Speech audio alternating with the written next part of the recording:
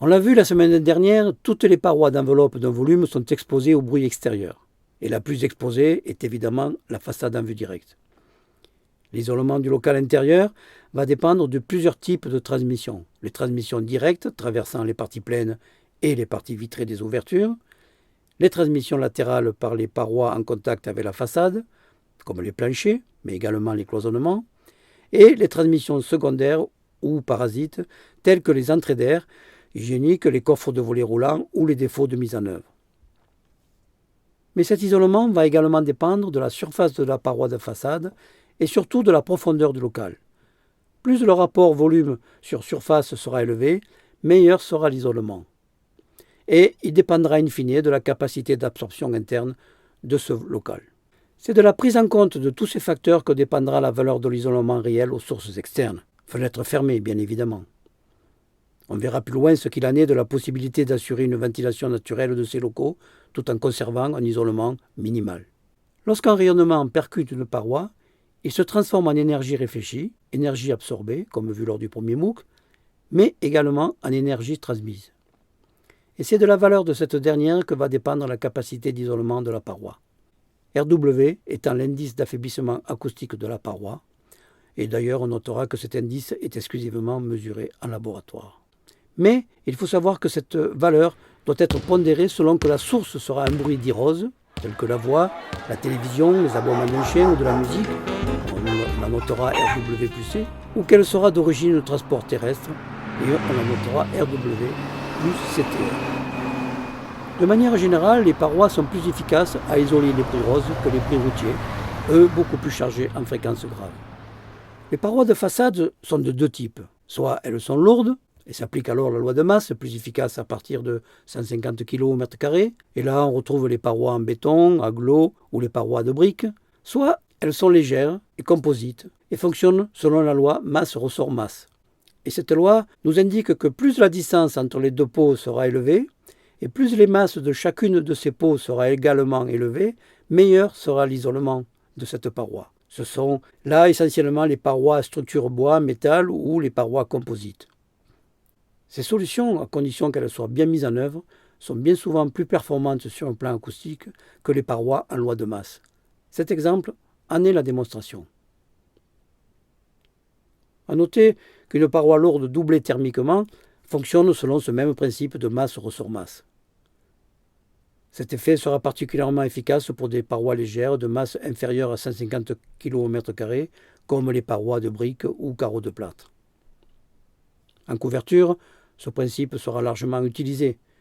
Ces quelques exemples illustrent le type de performance obtenue selon le type de composition. D'ailleurs, ces compositions seront adaptées aux différentes contraintes d'isolement aux sources externes. Mais ce sont tout de même les ouvertures qui posent le plus de difficultés à assurer l'isolement aux sources externes. À titre comparatif, ces performances de vitrage courant. Et contrairement à une idée reçue, le vitrage simple est dans des épaisseurs traditionnelles plus efficace que le double vitrage. Normalement moins performantes que les parties pleines, les parties vitrées sont toutefois sujettes à des fragilités du fait de la présence ou pas d'entrée d'air, de coffres de volets roulants ou, et surtout ce qui est de loin le plus défavorable, les défauts d'étanchéité. Une fenêtre bien réalisée et bien montée permet dans des dimensions courantes d'obtenir 1 à 2 dB de gain supplémentaire. Autre point majeur dans le calcul, le rapport de surface entre la partie vitrée et la partie pleine. Cet abac permet de calculer simplement l'indice d'affaiblissement de l'ensemble lorsque l'on connaît l'indice de chacun de ses composants. Par exemple, un vitrage de 4 mm d'épaisseur et de 3 mètres carrés dans une paroi de 12 mètres carrés, dont la partie pleine est en parpaing creux de 20 cm, aura une valeur d'affaiblissement de 34 dB. Si l'on veut doubler la surface vitrée, il suffira de choisir un vitrage plus épais, de 8 mm. Et si la façade est composée de plusieurs éléments, on déterminera successivement les affaiblissements en couplant les surfaces. Mais attention, comme on l'a vu au début, l'isolement in fine dépend également du volume de réception, de la présence ou pas d'entrée d'air ou de coffre de volets roulants, susceptibles de réduire cet affaiblissement, et de l'influence du traitement interne du volume. Le volume tout d'abord. Plus il est important, meilleur est l'isolement. Dans notre exemple, l'isolement résultant sera équivalent à la performance de la façade pour une profondeur de 5 mètres. La perte sera de 3 dB pour une profondeur 2 fois plus petite. Autrement dit, diviser ou augmenter par 2 un volume fait perdre ou gagner 3 dB d'isolement.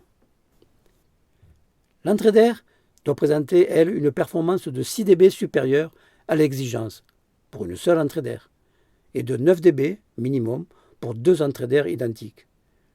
Il en sera de même pour les coffres de volets roulants. Maintenant, si l'on considère l'ouverture d'une fenêtre pour assurer une ventilation naturelle permanente, il est évident que l'isolement sera très réduit. Mais, pour autant, subsiste une certaine valeur d'affaiblissement de l'ouverture en fonction du volume du local. Cet abac nous permet de déterminer cette valeur d'affaiblissement.